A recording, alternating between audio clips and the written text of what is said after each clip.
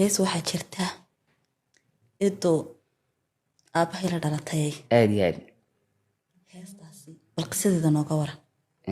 walaal hibaaqay waxa weeyaan heestan waa hees horta qisa dhaba waxaanay ku timi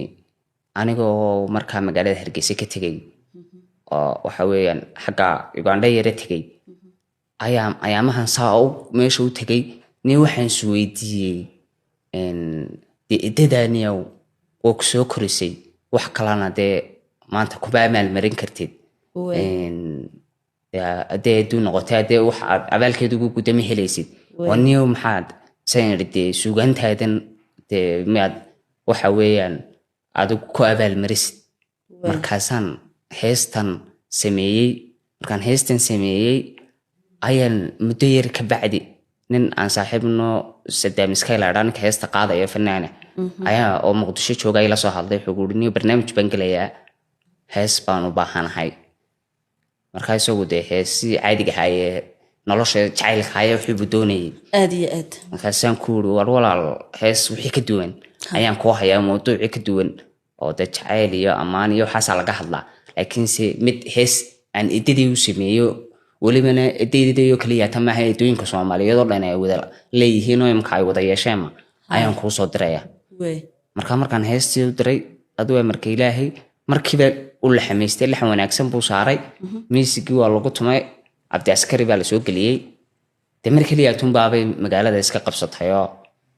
ilaa hadda imka waxay mareysay challenge-geedu 22,000 qof oo dad caani ma ay ku jiraan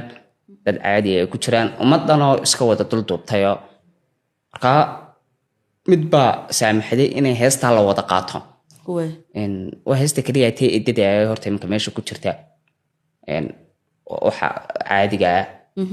waxa mid kaliya ta lagu qaatay waxa weeyaan heesta markan magaca ididii baan ku darin waayo waxaan ka sii fikiraa dan magaca ididii ku daro inay local noqonayso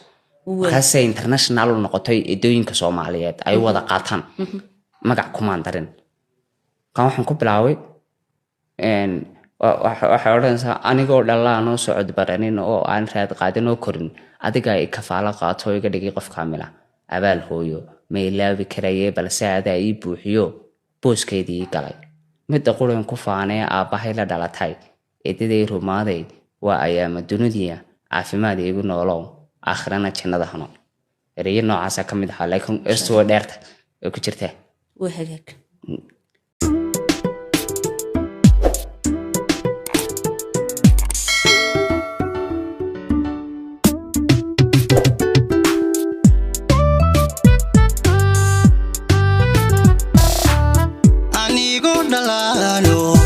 socod baranin oo aan raad qaadin oo korin adiga kafaala qaato iga dhigi qofka mila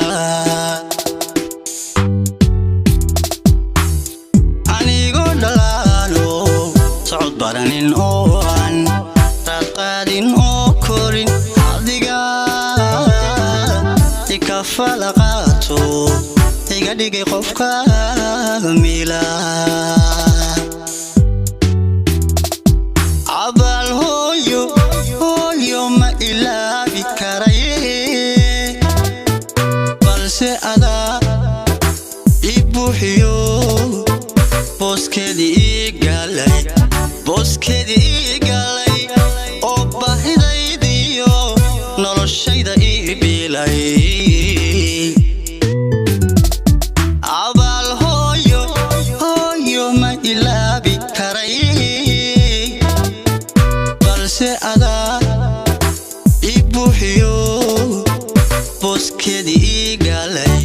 booskeedii galay oo baahidaydiyo noloshayda ibilay midda qudhin ku faaniye aabbahay la dhalatay idaaday rumaade waa ayaama dunidoye caafimaad igu noolow aakhirana jannada hano caafimaad igu noolow آخرنا جنة النور دقودن كفاني أبا هيلا دلتاي إدادي رمادي وأيام الدوني دويه عفي ما ديقنولو أخيرانا جنة هنو